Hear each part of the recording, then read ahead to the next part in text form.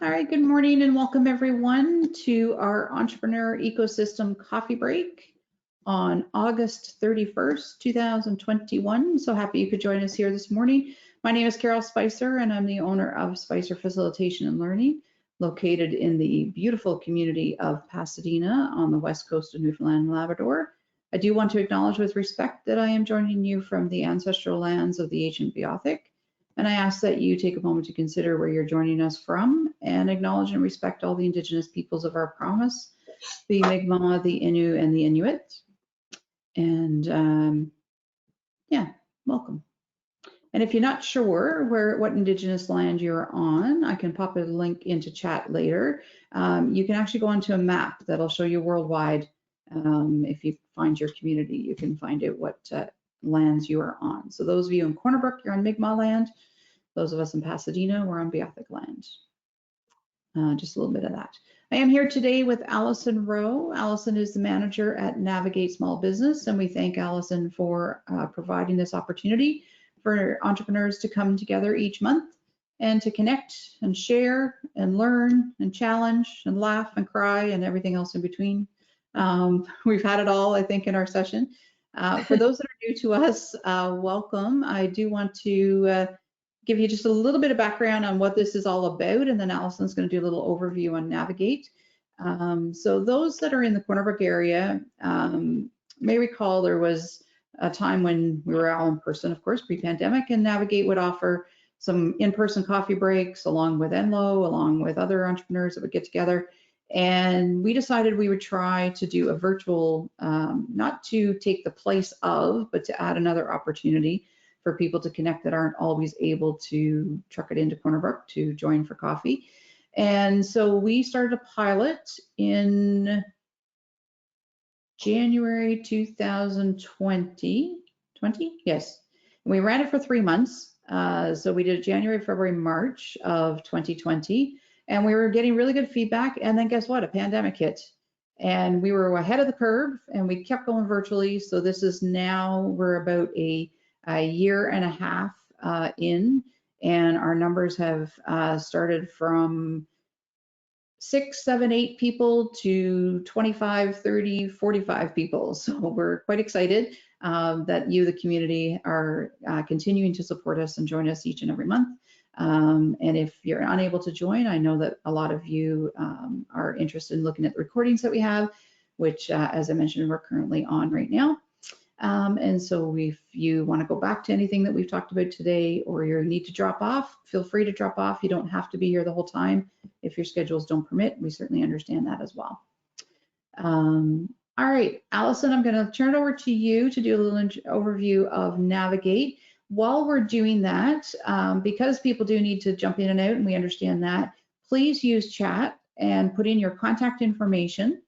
So I will say that right up front. Please put in your contact information over in chat if you wish to share, and any social media tags that you wish. And we do a follow-up email to anyone that's registered, and we do a shout out to those that have attended. So if you wish to share your information, please feel free to do so.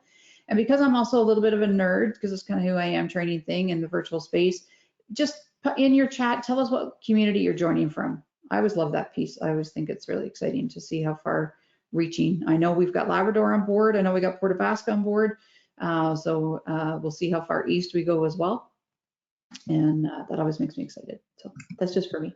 All right, Allison, you're up. I just want to add actually to what Carol said about the about these coffee breaks. I see we've got a lot of new folks here today. So for those of you who are new to this, they're meant to be informal, as Carol said. You know, pop on, pop off. We know you're busy, but this is an opportunity to discuss different things, learn different things, but also to really connect with the entrepreneurial community and to be there to learn from one another, support one another, and connect for your businesses, promote your businesses. So you know, feel free if you have something you want to share about your business as we go through the session today. That's what we're here for. This is a platform for you. We're not here to just talk to you about stuff. We want you to talk to us. We're here to listen and support you. Absolutely. So for those of you who don't know me, my name is Allison Rowe, and I'm the manager of Navigate. And again, I see a lot of new faces, so I'll give you a little overview of what Navigate is. So it's a partnership between Grenfell campus and CNA Corner Brook campus, and we support entrepreneurs and existing small businesses, entrepreneurs, people considering entrepreneurship, from the very early stages of ideation, thinking about your business, considering, maybe this is for me, right through to the commercialization of your business, the launch, and then supporting you through the ups and downs of your business. As a lot of people here have small businesses, and we've been doing what we can to support you through the pandemic. So we do this through, we basically have 3 different spaces. There's an entrepreneurship center piece, 3 different services. So the entrepreneurship center there are 2 located, one at Grenfell campus and one at CNA. Those are open to students and to the general public. We have been working remotely up until now, but as things are reopening, I will be back on campus very soon, the beginning of September. So if anyone would like to set up a meeting to come in, see the space, talk about your business, by all means. I put my contact information in chat. Please give me a shout. We also have a business incubator, which is currently located at the CNA campus in the same space as the Entrepreneurship Center. And we have offices there available for new entrepreneurs that they can apply to avail of. We have meeting spaces that you can book, and we also have an open co-working space. So that's another one of the services we offer. And then there is a makerspace as well, which is located on Grenfell campus. Then the makerspace is for prototype and product development, and also just for creative, our artisan tinkering, that kind of thing. So there are a number of different activities that are offered through the makerspace.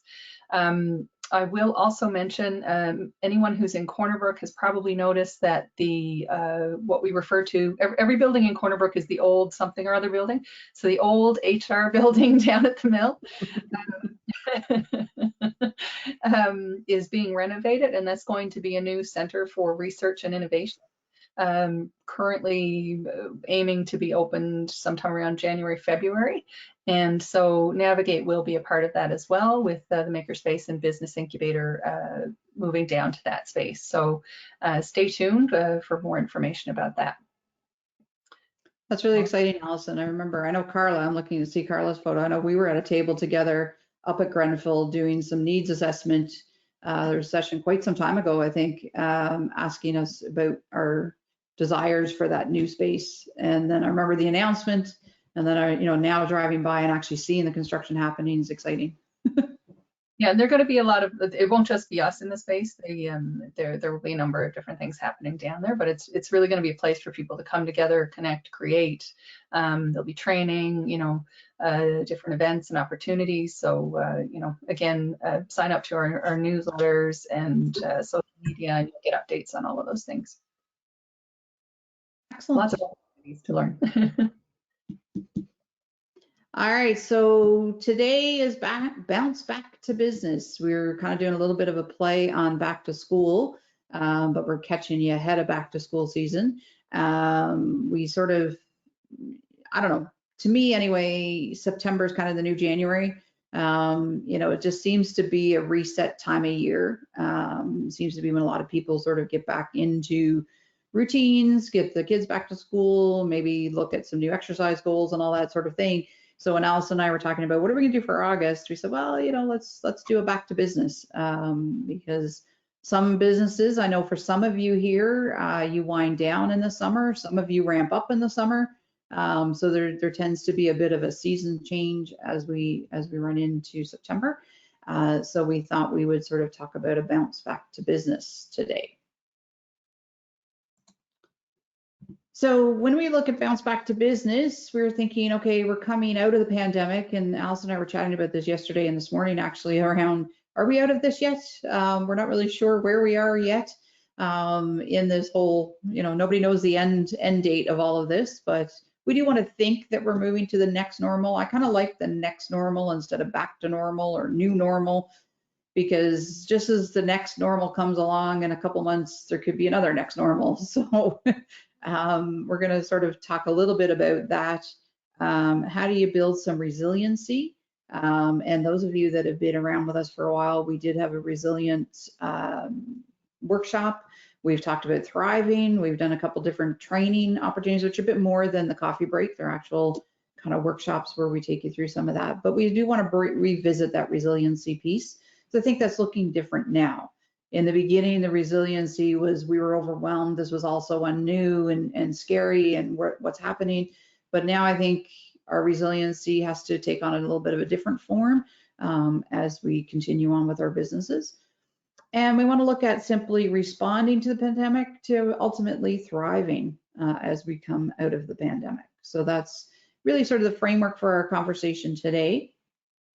Carol and I were talking earlier about how we did do something similar to this last summer, thinking that, you know, it was the recovery playbook, thinking that by now this would all be behind us. But, you know, as Carol just said, we don't know when this is going to be over. So that playbook looks a little different now, and it's more about continual adaptation and reinvention and just being able to stay the course. Yeah, absolutely. So the playbook that Allison's referring to, and I'll try to get the link, or Allison, if while I'm chatting, I think I sent you the link, we can maybe pop it in. It's actually quite a great document from Deloitte. And we're going to look at just a couple pieces of it here today, but it's a really nice article if you're interested in reading it. And what they talk about is moving from respond, which is the present situation, I think back to March of 2020, when the world went silent on March 16th. I don't know about you, but my emails stopped, my phone stopped, the whole world stopped. We were catching our scared breath, what's going on. But I found then a couple weeks later, things started to trickle in and people started to, you know, start talking and connecting again. So we kind of went through this whole responding, what are we doing?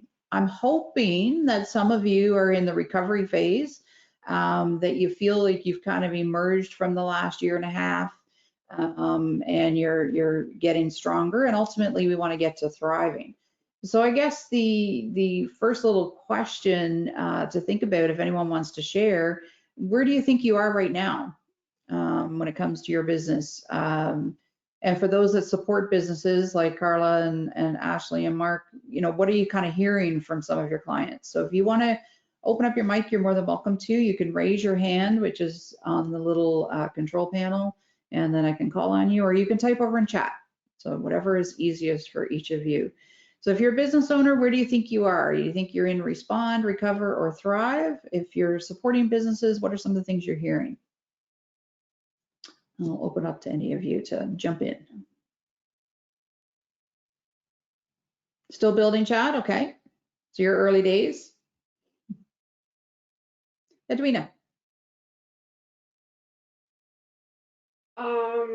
I think, can you hear me? Yep. I'm muted, okay. I'm just looking at the definitions, and I think I'm in between recover and thrive. Okay. Still learning, still working on emerging stronger. And I'm hoping and preparing for success with the new normal. So I'm kind of, I got two circles there. Okay. Excellent. Thank you. Anyone else want to jump in? I can jump in, Carol. Sure, go ahead, Sharon. Can you hear me? Yep, go ahead. Good morning, everybody. The Siva meditation. So from the health and wellness seems to be a major focus now. So I'm looking forward to a lot of great sessions and maybe taking part in professional development with staff. I'm hearing from the not-for-profit volunteer groups that they're pretty burnt out too, you know. Mm-hmm. So they're needing support with the meditation, yoga, and mindfulness sector. So yeah, looking at offering a lot of great things and getting some support from that. Okay. Thank you. Excellent. Thank you, Sharon.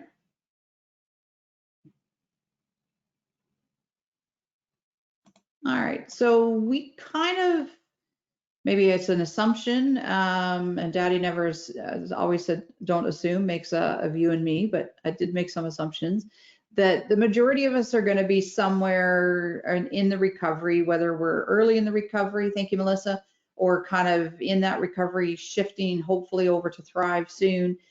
So I thought we'd kind of look at a little bit around the recovery stage, because hoping that we've all sort of gotten over the shock of responding and we're somewhere moving through this.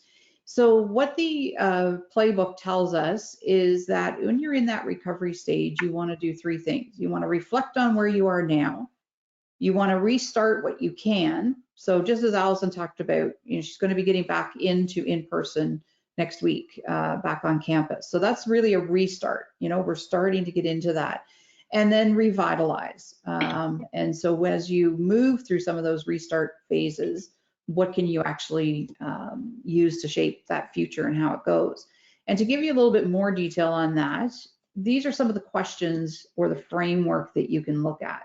And so for each of these questions, we encourage you to reflect, restart, and revitalize each of these. So obviously understanding customers, we're all here for customers, right? So what is it our customers need? So reflecting on what we think they need, what are some things we can restart? So again, I'm gonna pick on Allison, who just shared. She's gonna restart some meetings, which I know as a social extroverted person, I've been so excited to actually have some in-person meetings over the last couple of weeks. And I think this, this next normal for me now is there's gonna be a real blend of virtual and in-person. Meetings that we probably all drove to that we realized could be quick phone calls or video chats, we probably are a little bit more comfortable taking those, but then those in person when we really want to have those deep discussions, it's going to be nice to kind of restart some of those. And then revitalize again. Cash flow. Daphna's not with us today. She did register, but I guess she had to pop off. Daphna is our cash is king lady. Daphna lives out of St. John's. And that's her business, is all about cash flow. So how we get our cash flow throwing and moving, and what is it we need to restart and look at.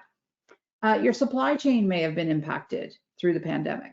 I know recently we went to make some major purchases, and there's just not a lot of stuff options available. Whether that's from manufacturing issues, getting products and services or products onto our island, some of those challenges are happening as well. And so, reorganizing or looking at your supply chain to see where you can revitalize that as well as you move towards Thrive. The workforce, I think this is an interesting one. Sharon, you just touched on that there may be opportunities for people to support the existing workforce. What type of supports do they need moving through? What type of resources do you actually need in your workforce? I think some of us have figured out how to streamline a few things, and then I know I've heard this in the media, and I'm sure some of you can relate to this. People are struggling to actually hire people back. There's labor issues happening out there. So, I'm thinking, Paul, you work with outfitters, coming into the fall. I'm sure that some of that is a bit of a challenge for them, to find the resources they need and the workforce that they need. Digital certainly is not just the Zoom thing and the video thing and the GoTo and every other platform you've tried, which I don't know if anybody saw this recently on Facebook. There was a meme going around that this is actually the modern day version of a seance. Can you hear me? So-and-so's with us now. I can see you or I can hear you, but I can't see you. And I thought, oh my God, that's hilarious.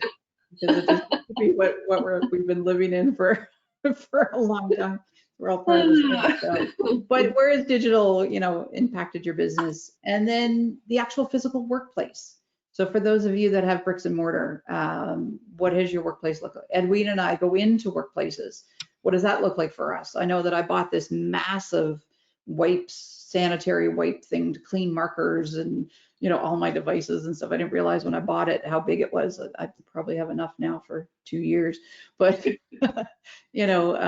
what's changed for how we do business? So this is kind of a little framework. So I'm going to throw it out to you folks. What kind of jumps at you with this? Is this something that you have thought of? Are there challenges that you see in here? Tell me what you think.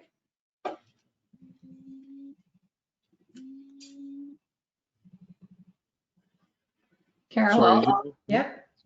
sorry, go ahead, Paul. Hi, folks. I didn't get a chance to introduce myself. Coming on a bit late. I'm Paul Taylor. I'm a Tourism Development Officer with the provincial government, located here in Western Newfoundland. So I hear all that you're saying here, Carol, and I guess I'm also a small business owner as well. So I have a You are. DJ business, which was significantly impacted because nobody could dance over the pandemic period. But that is starting to come on stream now, and I've played twice over this past summer at a larger venue and a bit of a smaller venue. And for my business side of it, there was, that requirement to have the conversation with the client about PPE and how we're going to how I'm going to take requests and have conversations with guests and whatnot, right? So it was a bit challenging for me, even not as a practitioner advising folks on how to migrate through all these challenges, because I had a lot of exposure through information sources that Hospitality Newfoundland Labrador, for example, would have provided folks on, here's how you can run your business through a pandemic and after a pandemic. But I had to kind of implement those things into my own business as well, which I found a little strange, and I was not cutting corners, but I was certainly having conversations to feel out the clients, because it didn't start until folks had their doses basically of the vaccine. So it was a bit more comfort level as well and people were pent up demand to start breaking loose, to foot loose basically, right? So it was really interesting over this summer but the fall's coming on strong. 2022 bookings are coming on strong as well. So I'm looking forward to kind of continuing on with it. But I'm hearing from, as the tourism practitioner, I'm hearing from a lot of people, a lot of business owners about these challenges, and particularly workforce and labor force. A lot of restaurateurs cannot find a labor market, and they're blaming it to some degree on federal government policies and SERP and whatnot, that folks just don't want to work either, right? And are also challenged with the application of bringing in foreign workers as well. So there's some challenges there that I think some operators are facing. But I think everybody had from what I hear, a bit of a banner year with staycationers, and they've found some new marketplaces as well to kind of tap into. And whether those folks, and what we say in the tourism industry is we're really focused on non-resident visitation, because it brings in about 3 times as much money to this province. But they're having to adapt to what folks from a resident population have a desire as well. And there was no bigger investment than the need for a hot tub if you had an accommodation, because Newfoundlanders love to get to those properties that had hot tubs. So some folks had to make some quick investments if they wanted to kind of command some of that visitation this summer, right? So I think that's one of the little touch points that I'm hearing from folks. But I think I'm just looking down to the list here now. And again, this, the new requirements for people through travel and safety. So that's a big focus that we in the tourism industry are focused on, convincing people that the property that you're going to visit is safe, and you're not going to catch COVID or whatever else, basically. So there's a lot of programming out there. Folks are interested, that has crossover maybe to your businesses, that you can avail of training and whatnot. It doesn't help to kind of brush up on that stuff if you are concerned and want to make some changes to how you do business, basically. Excellent. The hot tubs, that's a cool one. Because I did hear that the food was something that was interesting, that people had to adjust for staycationers in some of those properties that, as a Newfoundlander, we make our own bread and make our own blueberry jam. Maybe that's not quite what we want when we're on staycation, because, Nan's got that up the road. But, from a visitor, a non-resident visitor, they want some of those traditional tastes. But I know that was one of them, but I never thought of hot tubs. That was the biggest example and best example I could probably provide for everybody. And Newfoundlanders love I'll just say their brown food as well, right? So some of our, to wellness and healthy living and all that kind of stuff. A lot of our visitors from Ontario are looking for that local influence, but they kind of want a twist to it. So they'd like the cod, but they want that side salad. So trying to figure out how we incorporate, and I've been spending a lot of time with our local growers and working with groups that are empowering these folks to kind of make sure that we can get, when you're talking about supply chain and whatnot, how do we get that those microgreens or those folks that are growing vegetables up in the Cormac area? How do we get that to the tourism meccas, basically, like in the Rocky Harbor area? Because that's where a lot of that traffic is going, right? So there was a lot of linkages, a lot of folks to, we're making connections with each other because sometimes that was what was being demanded from a client perspective, right? So there's a lot of that stuff going on too, for sure. Okay, excellent, thank you. Edwina, I think you had your hand up earlier. Did you want to jump in? Yes, I did. I just wanted to, I guess, make a comment or a reference to what Paul just alluded to in regards to foreign workers and the process. And while it doesn't affect me directly, it certainly does indirectly and affects all of us as a business community. It might be interesting. I don't know how detailed the process is. I have heard comments that it can be gruesome, but it might be interesting as a topic for the businesses and for those that are tuning into this to find out and understand what the process is to hire foreign workers. I know I have a colleague that owns a business, and she said she tried it, but the process, the paperwork, and the expenses associated with it just kind of was a deterrent for her. So might be an interesting topic for future reference. I certainly would be interested just as a business owner, for information as an FYI. Okay, excellent. I know I can see Allison frantically writing down notes, so she has it captured. I've got a few ideas already for that one, so that's great. Thank you, Edwina. Yep. All right. Any other thoughts from anyone? So Marie's put a couple comments in chat around, and I think this is a very valid one, around minimum wage and people leaving jobs and going to other jobs. And I don't know, Marie, if you want to open up your mic and add a bit on that, on your thoughts.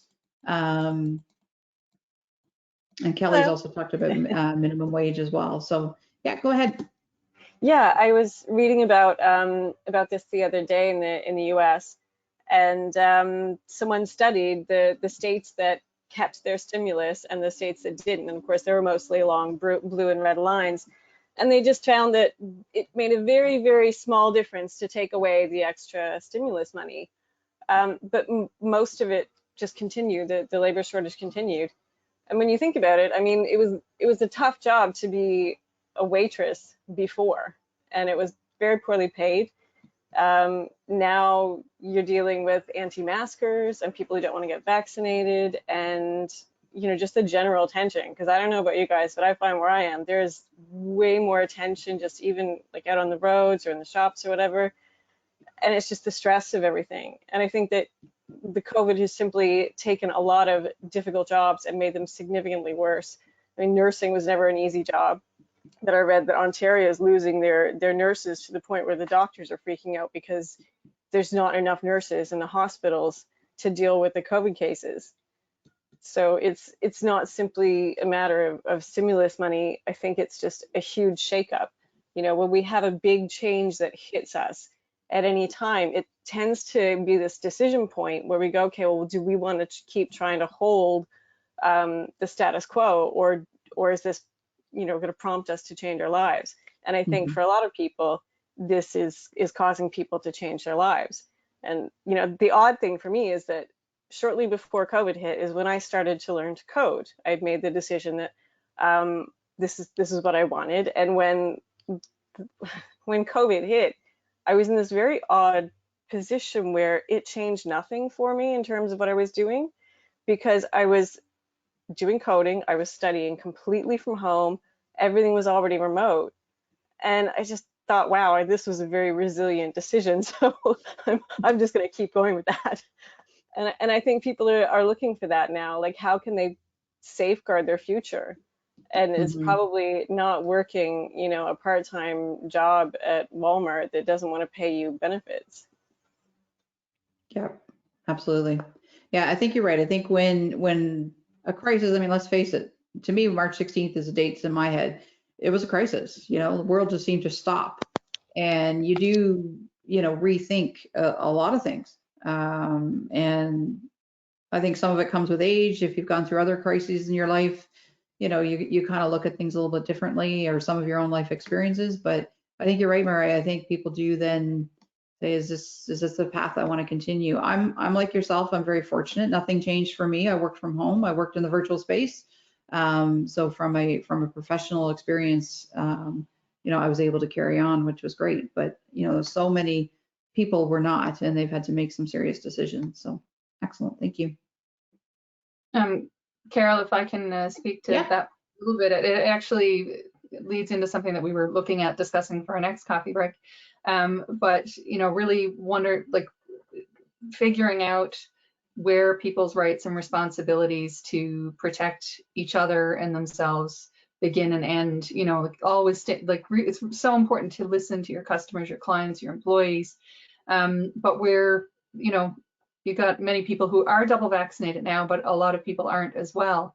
You know, you know, Carol talked about going back and being in in-person meetings, and I'm an extrovert. I'm excited about that on the one hand, but I also have a young child who is not vaccinated.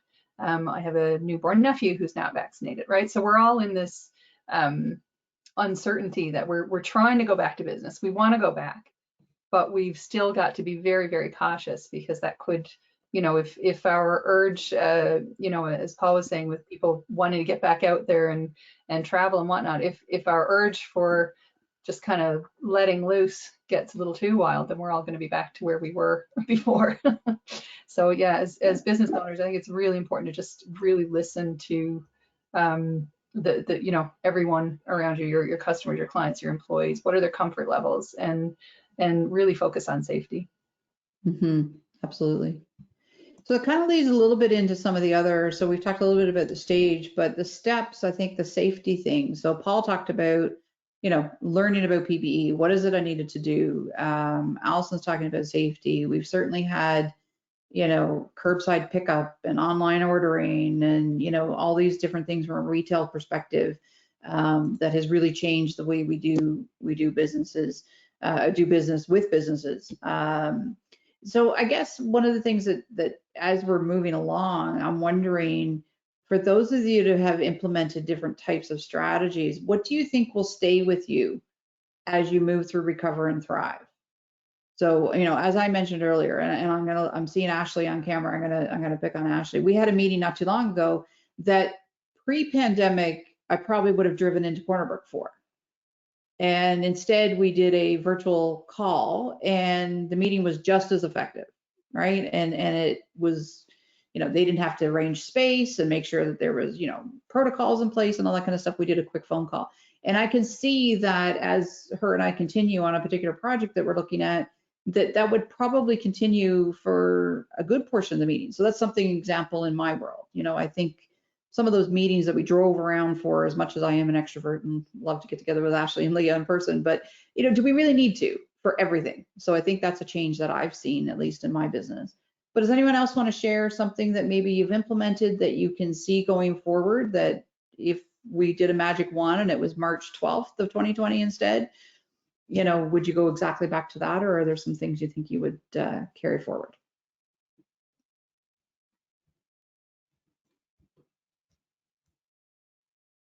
Anyone's got any thoughts on that? Yep, I do actually. Go ahead, Ashley.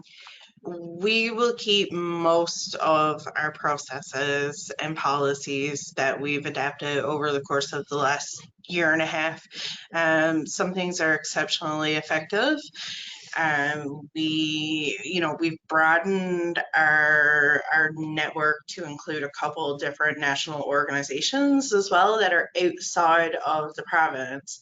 And we were very much on the edge of a huge majority of our work from an internal perspective being virtual anyway. And the last year and a half has just made has allowed us to learn, right?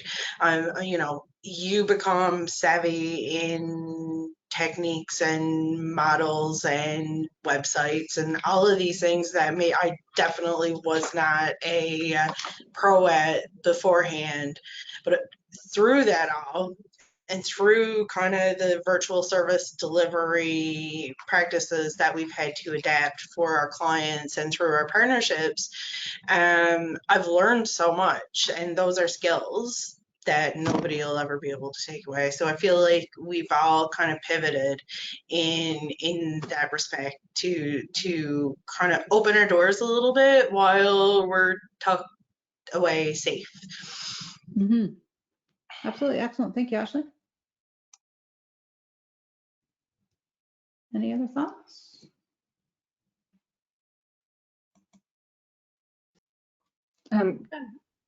Carol, comment. Actually, something with the last slide when it was talking about reflect and all the different points to reflect on. One of the things that there's sort of something that relates to all of those points, and that's opportunity. Like as an entrepreneur, I think it's really important, or for small businesses, I think it's really important to look at all of these points and say, where are the opportunities? And same with what Ashley was just saying, what have we been doing well, what's working, what are we going to keep, but also where are the opportunities moving forward? The situation is it's continually evolving. It's not going to really stabilize. It's going to continue. I think we're growing, everything is growing and moving at such a fast pace now. And I think just constantly taking that time to reflect on where you are, where are the opportunities, what can I do better going forward? What can I develop? What can I leave? I think that will help people to be resilient and to keep growing and thriving and reinventing themselves. Yeah, absolutely. That's what she's all about. All right, so this gives you a little bit of a framework of kind of, that let's take a moment to stop, reflect, the fall's coming, where are we going to go next? What I'd like to do now is give everyone an opportunity to do a full introduction, tell us who you are, who you work for, what's going on in your world, and so on. I'm going to randomly kind of pick people. I think I'm going to try for most of the entrepreneurs first, and then I'm going to shift to our support system if that's okay. So if I can, I'm going to start at the bottom of the list. So I'm going to go to Shelley and then Sharon. So Shelley, if you're there, do you want to open up and let us know who you are, where you are, what's going on in your world? Sure. Can you hear me okay? Yep, we got you. Great. Okay, so I guess I wear two hats too, like Paul. I work with the province. Shelley Cleary, I'm up here in Happy Valley, Goose Bay, Labrador. I work with the agricultural department with the province, and I'm the agriculture development officer, so I give some resources and support to current and new interested individuals that want to get into the agricultural sector. But on I guess my sideshow is Black Spruce Company, and so I have my own honeybees and I have my own chickens, and so from that I've been starting to create natural soaps and balms and other skincare products and home products, dog treats and things like that from the resources that I have in my own backyard. I just started out in January with these. I've been around the block for a while with a variety of different things, preserves and baked goods over the last number of years. But I've kind of tweaked my I guess my interests a little bit, and that's where I'm to now. And just listening to what you guys have been saying with regards to just being out there or doing it all online. I like doing the online because it's very flexible And when you have items recorded, it's great to be able to go back if your schedule is very intense or you're busy. But at the same time, especially for my home-based business, I find that being face-to-face with a consumer is everything. And especially for the type of products that I offer, it's definitely word of mouth and just getting your name out there and what you can offer. Mm-hmm. Absolutely. Excellent. Thank you, Shelley. So glad you could join us from Labrador. Sharon. Good morning, everybody. Sharon, Evans, see the meditation. I'm in Pasadena. Shelley, do you ship those baked goods to the island? We save them off for the big land. I can do anything.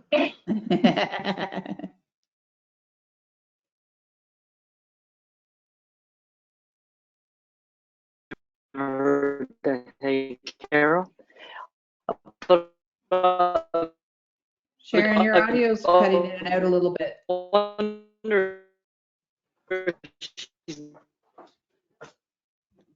At least it is for me. Is it happening for everyone else too? Making all this stuff to ship, or is it just in her area? Yeah. Your link is there. Okay, So Sharon, we can I'm gonna check you out. Yeah, Sharon, I'm gonna So I'm ask a maybe that you. meditation instructor, meditation teacher. I've got my fall registration online.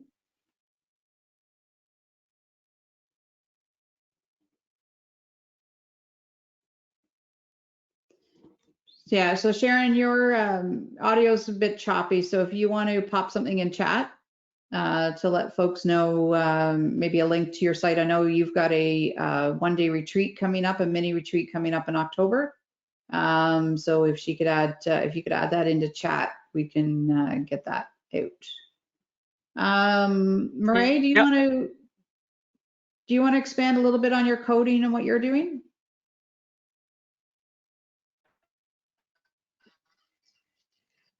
Okay, you've got me now, right? Yep. Okay. Well, I'm actually living in the UK and I'm from Stephenville, and I'm about 6 weeks to 2 months before I move back. And I decided to learn to code just before the pandemic. I wanted to make websites. I wanted to be able to work remotely, and I wanted to be able to move back to Newfoundland to work remotely or locally. I wanted the option of having both ways of working. So yeah, I've finished, I've done several different certificates now studying coding, and also something called user experience design, which is really about making websites effective and looking at it from the perspective of the website user, because oftentimes it often isn't, especially when you get into things like accessibility. Thank you. For, you know, sorry? I think that's a delay in Sharon's audio. Go ahead. Oh, okay. So yeah, I've been studying user experience and coding and a new platform for websites. It's called Webflow. It makes things a little bit easier to manage when you actually, for the website owner at the end, and it can make it easier to grow as well as to manage. It's a little bit all in one, which is nice. So yeah, I'm a couple of months away from being back and really looking forward to it. Excellent. Allison, we've gone international today. Thanks, Murray, for joining us. That's exciting. I get all excited about these quirky things. Who am I going to jump to next? I'm going to go to Janet and then Chad. So Janet, what are you up to these days? Can you hear me? We can, yep. Oh my goodness, I'm usually very well heard. My husband tells me. I am Janet Davis in Gambo, Newfoundland. I have a cleaning maintenance company in Fort McMurray that I've had since 2003. I'm 70 years old. Still have my red hair though. And our son is running the business in Fort McMurray. We've had hundreds of businesses go down in Fort McMurray since COVID, and we're still alive. So we're happy about that. But we need a lot of training and a lot of guidance, which is what I shall be using Carol for. I have a few other venues that need help from you as well, Carol. But anyway, we'll stick to me for right now. Excellent. Thank you. We're so happy you could join us, Jana. Jana's tried a couple times and had some technology issues, but she got in today. So if you want to put your information over in chat, Janice, any contact information, that'd be great. Okay, thank you. Excellent. So Chad, I'm following chat, and it looks like you're in the early stages and you're starting to get some stuff up and going. You want to tell us a little bit more about that? Hey, how's it going? Good. Yeah, I'm actually I'm a full-time letter carrier, and I'm out on the road with my earbuds in right now. So I'm glad that you could hear me. Delivering mail right now. But yeah, so Rebel Roots started a couple years ago now. I was on the search for land forever. I've been actually trying to get a farm started for about 10 years. Hearing, about all this money that's available and stuff, but that wasn't why I started. I started because I love it. I have passion for it. I was looking for crown land, couldn't get anything, couldn't get the woods rights from the mill and all this stuff. So then finally I found a piece of land with a house on it, got a mortgage and got started. So now the last couple of years, I've been just building the land. We're doing a bit of everything from microgreens to mushrooms to, field crops to very soon I'll have a large greenhouse where I'll be doing, longer season crops. Okay. And hopefully I'll be done this walking on the road thing this winter and go full steam next year. That's the plan. Excellent. And where are you located, Chad? Meadows is where the farm is, but it's tucked away. You'll never see it. No, it's kind of hidden. You wouldn't guess that there's a bunch of flat land up there, to be honest. Okay. But yeah, at 12 acres, and hopefully, like I said, next year. This year I did a little bit with the food hub, Western Food Hub, but I didn't have a huge amount available this year just because besides working full-time here, I'm actually full-time at the fire department too. So I got to give up one job in order to get this on the go. And 4 kids as well. So, But yeah, it's coming along and I'm excited about this season coming. Excellent. Well, thank you so much for joining us, Chad. Thanks. I think you've lived up to that motto of no matter challenges, weather, the mail gets through. Yeah. There you go. Excellent. All right. Carmelita, do you want to let folks know who you are and where you are? Sure. Can you hear me okay? Yep. Good morning, everyone. I operate Karma Yoga in Deer Lake. I started in Pasadena about 11 years ago. That was my first place of business. Sharon Evans kind of egged me on to start, and she had to convince me a lot before I took it on, but I'm really grateful to her because I've been teaching yoga for 11 years now, and I'm in the Pasadena area still, and in Deer Lake, Reedville, and I also go around to a lot of different events and do yoga. And I team up with other people to do retreats and things like that. So I'm quite busy. And love it and hope to continue for a lot of years to come. The pandemic changed things for me a bit. I did try online, but no one wanted online in my groups. And I was kind of glad of that, really, because I really didn't like online either. That's true. I'm fine with meetings like this, things like this, but I really wasn't really comfortable with it. And then they didn't want it. So I've kind of just did a few recordings and sent those out. And so I just kind of wait until we open up again. And luckily, people just come right back. I've had a group for years and years and years in every community, and they seem to keep coming back for some reason. I think they know the benefits of yoga and they love it like I do. And yeah, so I'm blessed like that. My classes in Deer Lake are almost filled for September again. And Pasadena and Reedville will start up sometime in September. So yeah, I feel really blessed about that. And I thank Carol, because Carol has helped me through all of that in so many ways. She's just a great support for small business and women entrepreneurs. I don't know what I would have done without Carol, to tell you the truth. And Sharon Evans with Siva Meditation, we've teamed up on a lot of work, and we're excited to be offering some new things this fall.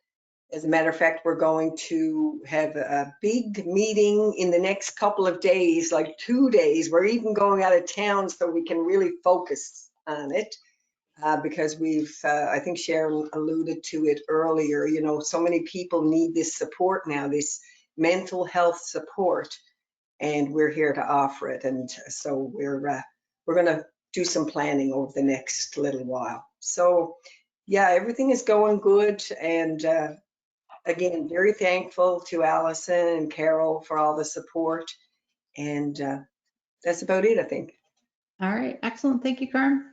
So glad you could join us today. Carmelita also recently retired from her daytime job and has now turned her side hustle of Karma Yoga into her full-time. So we're really happy you were able to join us, because she was always tried to make it to some of these things, but other life got in the way instead. Yes, so. Yeah, thank you. So thanks for joining. Colleen and then Edwina.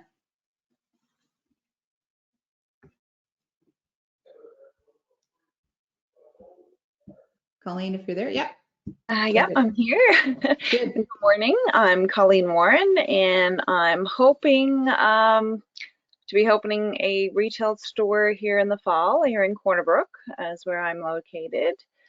And thanks to Carla at Enloe, I'm slowly getting forward, slowly moving forward. But I've been taking in these Navigate things now for a while, and I'm finding the information I'm getting is absolutely wonderful.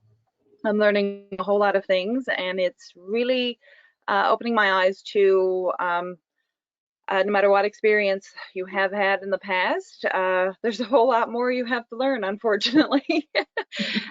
So yeah, like I really appreciate the help that I'm getting from all you guys. So I listen to all of these and I take my notes and I go back, and then of course poor Carla is ready to shoot me, I'm sure, at any given day. Carla has done that with all of us, my dear, and she never shot any of us yet, so you're good.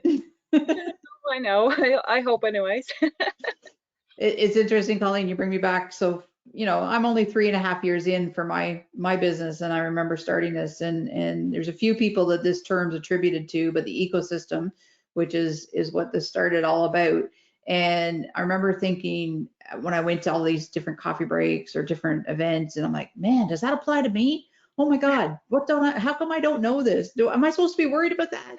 And that's kind of really what this is all about. So thank you, Colleen, for sharing your experience, because that tells Allison and I we're on the right track, that at least you're getting a couple notes out of something. So thank you so much for joining us. Definitely. I think I took in one of your actual in-person Navigate seminars in Kona there a couple years ago. And it was the first time that I had been introduced to anything like this, because I had worked, I had been working at the time, and there was things that I learned then that I should have been applying to my job at the time. So of course, then when I went back to work, like the following week, it was like, I didn't know we could do this. And then it was like, it was kind of a turnaround for us, because of course I had dragged my daughter, I think she was like 16 at the time, with me, because she had been working part-time. And so like between the two of us, we were able to do a few things through work that we hadn't been able to do before that. So like, this is awesome. I've got to say, it's wonderful. Excellent. Thank you. So glad you're able to make it. Thanks for having me. Thank you. Edwina, up to you. Let folks know who you are. Hi, well, it's not good morning, it's good afternoon now. Thanks, Carol. Edwina Bateman, I'm from Port aux Basques. I started Human Resource Services back in 2017. So I'm still fairly new entrepreneur. And if Carla can remember, when I was talking about doing HR services in Port aux Basques, I called Carla, who was at the time operating a business in Corner Brook. And I asked her if she would meet with me. So we went to Tim's, of course, and we chatted over coffee. And she was very helpful because, you know, I'm living in a little town, and HR, a lot of entrepreneurs still don't know what HR is. So it was an education process, even just to, you know, advise what HR services that I was providing. So part of the services included training, and just around COVID time, I was in the middle of doing some training with 18 supervisors. It was a big contract that I had in Labrador, and then COVID happened right in the middle of a contract, and it was in classroom because I was only offering in classroom at the time training. So what do? You're in the middle of a contract. Company wanted their supervisors trained ASAP, and it was meant to be an in-person training program, not online. So in order to fulfill my contract, I had to do a lot of work to revise the program to offer it online so I could finish it, which was a game changer for me, because I was of the old school in a lot of my thinking, or I should say I was old school. And, you know, training has got to be done in the classroom, and it's not so effective online. But that was an eye-opener. And yes, Carol, I do support the online, because I know you can effectively train online, just as effective as in classroom. With the tools that are available now and the resources, you can do it. So that was a game changer for me, for my business. And I took advantage of the time where I did a lot of research, and then I partnered over the last year with 2 other companies, and I've since revised my business. Now I'm offering training online only, offering a whole list of new courses, been doing a lot of personal development. So I'm about to launch my new website early September, and then I'm looking forward to what COVID has done and what it's offered. And Carol, you mentioned that you've got a lot of whites left that you don't know what you're going to do with. Well, I'm hoping I'm going to still get some in-classroom opportunities. So I'm looking for a good deal on some whites. There you go. Hubby found them on Amazon. He's my shopper. Okay. Thank you. Excellent. Thank you. Sharon, you've got your hand raised. Did you have a question or a comment? I'm hoping you can hear me now. Yep. Can you hear me? Yeah, it seems to be better. Can you? Yeah. Okay, perfect. I had my phone hooked up to a machine there, but anyway, it didn't work out, and I kept getting static, so it should be clear now. But you know, like you, Carol, I got to have my say. Go for it, girl. Thank you for offering this again, these coffee breaks. I haven't missed very many of them. Nope. Because I find the networking valuable. I find the support so comforting to know that you're all there. I have to say that COVID, when it first started, threw me right out of my business. I'm a meditation teacher. Everything I did was in person, and I was just reaching a plateau where I was into the schools and getting into the hospitals for professional development, social workers, yada, yada, and then COVID struck. So it kind of took me right down the tubes. So with support from platforms like this, and there's a training session that's offered at a Deer Lake. I think this is through Zoom. It's a support. And they kind of helped me navigate the online platform. And I did pivot. There's the word. There's the buzzword from you guys. I pivoted. And my business did stay afloat. I did stay alive anyways. But I did some great things with the Zoom platform. I managed to keep my book meet and meditation session, which is my weekly book group that I offered in person in Corner Brook in Pasadena. I managed to do that once a week through Zoom. We read a book at home and we get together once a week, discuss the book, and I end each session with a guided meditation, and we have a Q&A. It was a great bonding session, and it went right across Canada. So it did expand me a little bit further there. I'm still having issues finding a spot for my sessions that are starting up live in Corner Brook. I've actually got Linda Shea Song on that now because I'm really at a loss. I need a space with about 10 chairs. I've started the registration for my sessions that are starting in September. I've got almost all of my spots filled in Corner Brook. I've got most of them filled in Pasadena. So I'll offer it home at my home here, which I've got my own insurance and stuff, just saying. And I have a mini retreat coming up on October 16th, which Carmelita's going to be doing the yoga for that. And we'll be doing a nature hike. And I've got, I guess, I only started that yesterday, publishing that yesterday. And I got 6 or 8 people registered for that. So people are very ready to get out, and they want to heal. They want to get the self-care started. They want to be able to give back to their homes and their communities and their jobs. And a lot of that, like Carmelita just said, the self-care and the mental health initiative is huge. So I don't want to cross over lines here too much, Paul, but I know you're with the government services there. If there's any grants available that you can offer, like Carmelita and I are doing a portfolio, a joint portfolio. We're going to be offering sessions for meditation and yoga, one day, whatever, afternoons. Anybody out there that, I mean, there's so many, it's so diverse. There's so many ways that we can offer this. So that's what I'm at, and I'm expecting that what I do is going to really accelerate. Okay. Excellent. Thank you, Sharon. So for folks in Corner Brook, if anyone knows of any space where Sharon could hold her sessions, that would be great. Feeling it even now, the last couple of days. Yeah, and we were doing solar panels net per hour. All right. Your audio just cut out at the end there, Sharon, so I may have spoken over you. But if anyone knows of any space in Corner Brook for Sharon, please let her know.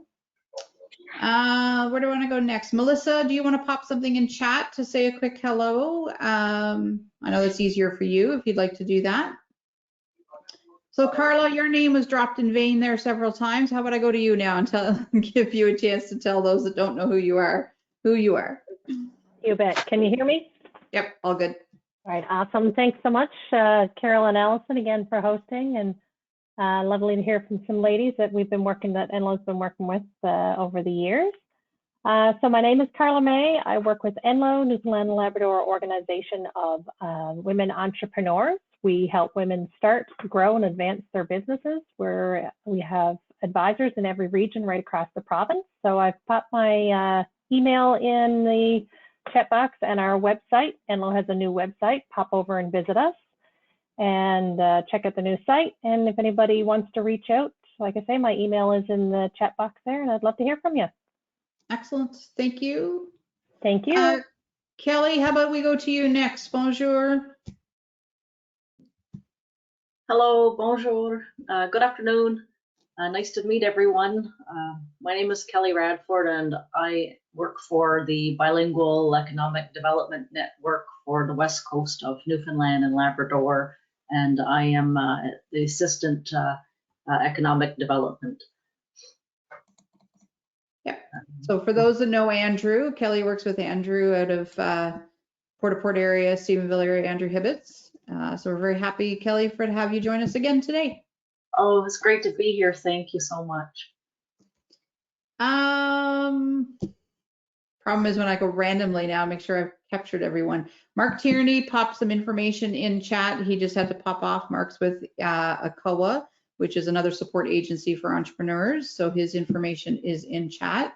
And Paul, you did your intro earlier, so hopefully we've got you covered.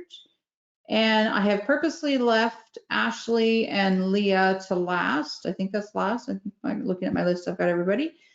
Because Ashley and Leah are currently working on an interesting project and have asked for a couple words to say hi. And the reason I left you last, Ashley, is it gives you a sense now of who's been on the call with you today. And hopefully that'll help you now. So if you want to do an intro first of yourself and Leah, and then the floor is yours.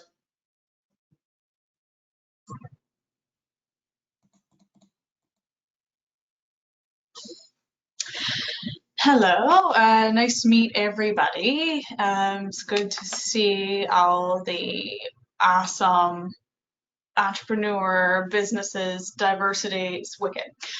So we're with the YMCA in the employment support section of the Y, and we have our services here basically. To give a quick rundown, just job preparation, providing necessary training for youth to enter into the workforce, and wraparound supports that extend beyond employment. So that includes things such as mental health, addiction, housing, things like that. In collaboration with the Y, we are with the NL Workforce Innovation Center. So that's with the YES pilot project, so YMCA Employment Services. And just before I came on was all the research that was done to define labor market trends, gaps and barriers that existed within the employment supports in Corner Brook, things like that.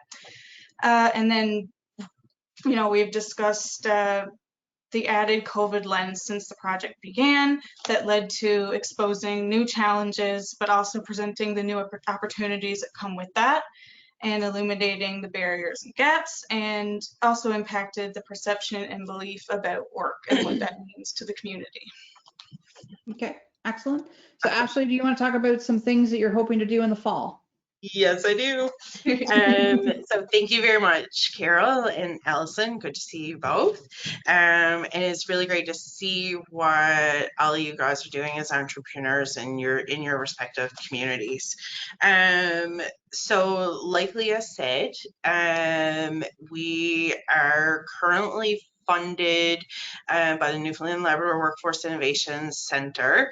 We're about halfway through a 3-year project. In late fall 2019, we had a researcher who researched some barriers to employment from a service provider perspective, and from a community member perspective, and from a youth perspective here in Corner Brook and Bay of Islands specifically. So from that, we spent the better part of last year developing initially we had developed programs, pre-employment programs that address those barriers, and we provide a wage subsidy to the employer for up to 26 weeks for an employment in a supported work environment with one of our program participants.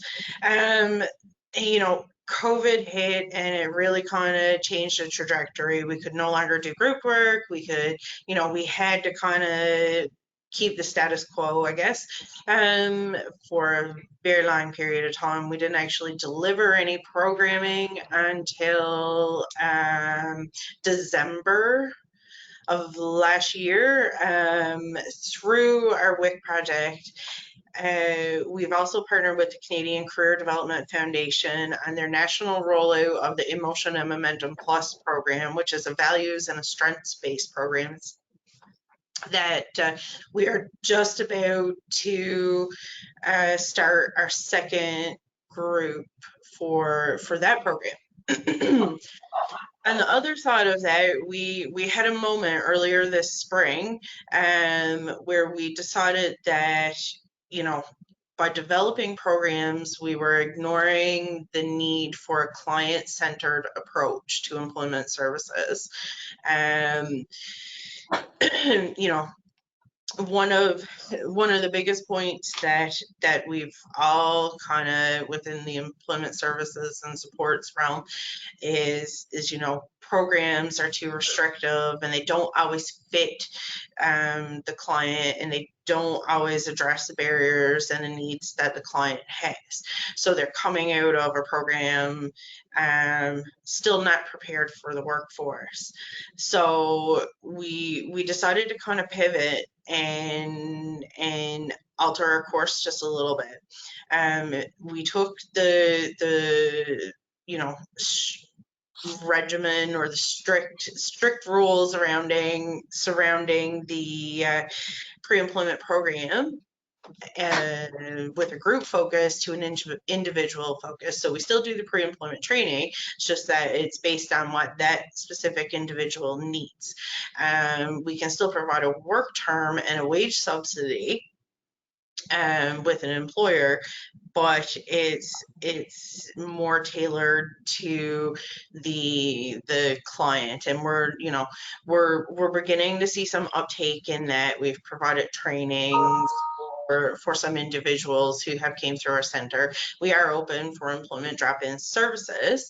You know, anybody can drop in at any point in time, or on the flip side, somebody could contact and we can set up an appointment. That's kind of the logistical piece of it. Through our pivoting, we kind of sat down and between myself and Leah, decided on some questions that we would like to ask business owners and entrepreneurs in Corner Brook, Bay of Islands, and really anywhere, not limited to that area. So, you know, things like, how has your business been impacted by COVID? How has your needs as an employer changed? How have you seen your employees' needs change? And, you know, from our perspective, how can we, as an employment support service, how can we support your business from your perspective as an employer?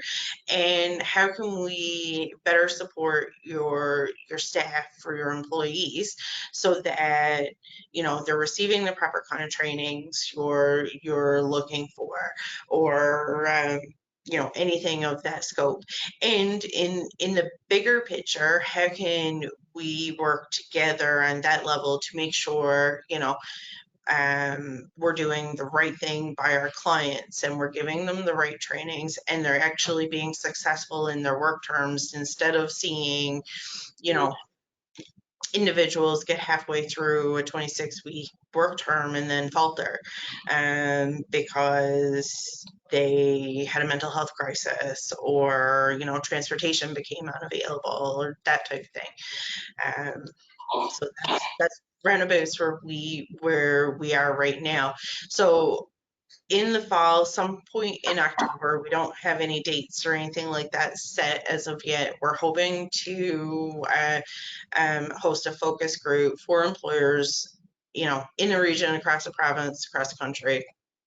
We're open, and most likely it'll be on a virtual platform, so that we can ask those questions and you know, gauge the responses of the group, and just kind of support that general discussion. Because, you know, one thing COVID has taught us all is that we all kind of have to, you know, working together, even if we're not actually together, is a beautiful thing.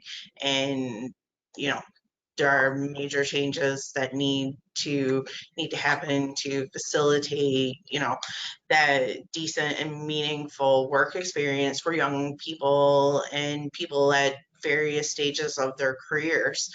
And we felt like this was a really good place to start that conversation.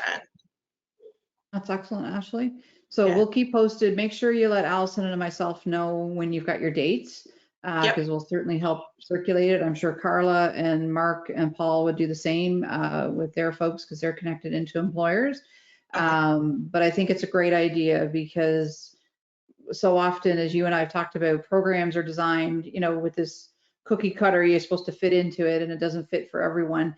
But also it's the end user, it's the employer that's hiring the product of your program. So I think that's a really nice opportunity for you to connect with employers and say, you know, we need a little bit more help with this. Or if we had an employee that came in with this training already, we might be able to keep them longer or whatever it might be. So. Yeah, exactly. Thank you. Excellent. Well, I'm so glad you and Leah were able to join today and introduce yourselves to the group. And certainly, as I say, make sure you keep us posted on that. If you haven't already, pop your information into chat if anyone's got any questions and they want to connect. And I think I've run through the list. And Ashley, feel free to tag us on anything you want us to share through social media, or if it's something specifically targeting entrepreneurs, we could share it through our email campaigns and our newsletter as well. Okay, wonderful. Thanks, Allison. Paul? Yeah, I just wanted to let folks know as well, because I didn't talk about a lot of, and I won't share a lot of details on programs, but here's just some tidbits, I guess. So right now, government has announced a non-repayable contribution program for tourism operators. So it's called the Tourism Hospitality Support Program. So essentially, anybody who considers themselves in the tourism industry, and basically you kind of have to be in the visitor guidebook or be willing to go into visitor guidebook. I think we make some exceptions there for some folks if you haven't already made those attempts yet. But basically, we're just this year's program, because we did it last year as well. The program criteria has changed, but essentially you're showing losses from 2020, 2019, and you get about 5% of your losses, or a minimum of $2,500. So a lot of businesses are only getting the $2,500, and previously last year we were giving out 5,000 or 10,000 based on some criteria, but based on the Premier's task force for tourism, the recommendations were to change the programming a little this year. So some of those folks who are, for example, outfitters who lost hundreds of thousands of dollars are eligible up to the maximum of $50,000. But a lot of tourism operators, even those that lost, you know, in the order of $40,000 or $50,000, they're still only going to get about $2,500. So keep an eye out for that, or share that information with your peers, please. We've also announced a artist support program as well. So those folks who consider themselves artists and meet the definition of what the program or how it's defined, those folks are eligible up to $5,000 contribution. So that program will close. That has a definitive close date for around September 30th, I'm going to say. So, and it's a first come, first serve. The tourism and hospitality support one will likely continue on for quite some time during this fiscal, I suppose. I don't know the exact end date. There is a finite bit of money in that pot as well.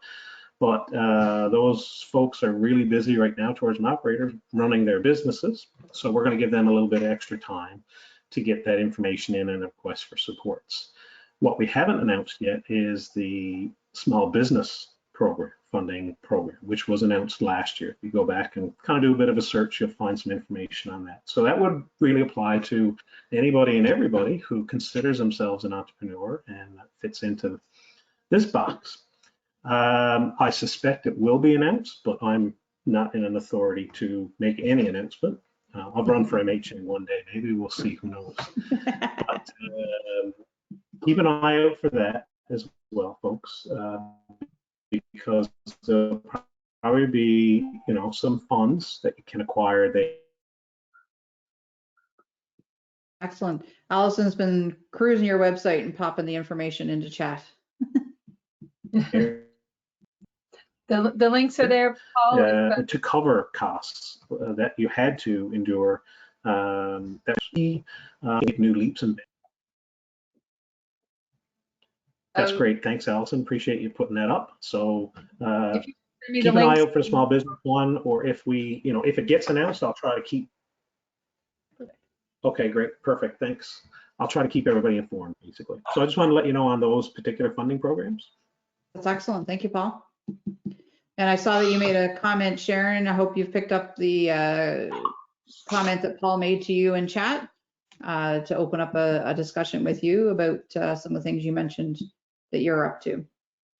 I like to see that Murray and has added her information in, and Chad's been adding information, and that's what really this is about. I always love seeing those connections happening in real time with people making the connections. So on that note, we're winding up for today. Our next ecosystem coffee break is September 15th. Allison alluded to it a little bit earlier. We think this is a good topic, so maybe you can let us know if you do think this is a good topic. We're looking at navigating our rights and responsibilities. September 15th is the next possible potential date for the Together Again plan from the provincial government, which is our last and final step, and pretty much it's everyone's back to work, in workplaces and so on. So we're looking to hopefully get a few speakers to come in and talk to us about our rights and responsibilities. So our rights as employees, as workers, going into workplaces again. Allison alluded to, she's going back into campus next week. So what does that look like? So not only just from the employee perspective, but then as an employer. So if you have employees that are coming into your workplaces again, if you've been a bricks and mortar retail business, a restaurant, a tourism operator that has been operating, as we get to sort of this last and final step of the Together Again plan, what are some things that you need to consider? So that's our intention right now for our September coffee break. And so we're hoping to line up some good folks to help us with that. There's a festival coming up September 17th to 19th. So you've got there on the screen, you can contact Glenda Sims at Cornerbrook to book a table. There's going to be an open air market on the Saturday if you want to book a table for that. And then there's the Adventure Festival is all weekend long. Small Business Week, October 18th to 22nd, book your calendar. There's going to be lots of different events. So a few events that are in the works from Navigate is the Jose Lam Startup Event.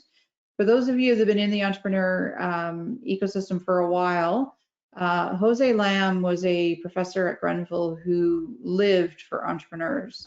He inspired so many students. He was an absolutely wonderful man. We lost him, I guess, a couple of years ago now, suddenly, and I just think it's a real honor that Navigate has honored him by naming the Startup Weekend in his honor, because he lived for entrepreneurs. He lived for startups. He was so inspiring and just such a humble man. Never thought he helped people, but he certainly helped a lot of us. So that event's coming up. I have been a pitcher when I had no job, or when I was about to lose my job. I've been a mentor, I've been a coach, and I'm possibly going to be a guest speaker this year. So we're working out some logistics on that. So Carol, this is a fabulous event. If I can just make one, one thing about the startup weekend, startup event. It's not just for students or people just thinking about entrepreneurship. We want to get entrepreneurs in here. We want people with experience coming and joining the teams and participating in this event, passing your knowledge on to new and young entrepreneurs, but maybe a new business or a new line of business might come out of this for you as well. We're also looking at, and this is something Carol can sort of attest to, entrepreneurship is not just for someone who's in their 20s. You can do this at any stage in life, and we're seeing more and more entrepreneurs now who are either just nearing retirement, have retired, and this is something that they've wanted to do for forever and a day, or their circumstances have changed. And so there are a lot more, you know, we hear a lot about futurepreneur, but there are a lot more maturepreneurs as well who are coming onto the scene. So we'd like to get as many of you as possible participating and joining what is always an exciting and fun event. It is, absolutely. I joined as a pitcher. So, you know, thinking, Colleen, you're in your early stages, or Chad, as you're building up, if you want to come in and you join a team. And my pitch wasn't chosen as a topic, but I did join a team. We were going to make a tourism app. That was my team. And, you know, I followed a gentleman on the journey, and you spend the entire weekend and you learn and you learn and you learn. Oh my goodness, you just soak up so much information and the synergy that happens. And for those of you that are familiar with Saucy Newfoundland, Mark has just left. Mark was one of the founders of that organization. Friday night, it didn't exist. Sunday afternoon, it was up and running, had sales, had YouTube, had website, had absolutely everything going. They blew us away. They won the competition, and they're still in business 4 years later. And it was absolutely amazing to see how quick something can come together when you've got some people there supporting you. I don't think my gentleman has continued with his project, but that's okay too. We all learned stuff as we went on. But yeah, it's a fun weekend. Allison's always looking for guides and mentors and coaches and supports as well. Or as she said, if you're in different stages of your business, come on out. So that's always exciting. Yep. CBD or BDC, Small Business Week, there'll be lots of information that'll be posted through them. There's a wellness workshop for entrepreneurs coming up through Navigate that just getting finalized. Some dates will be coming out on that. That'll be during Business Week as well. Yeah.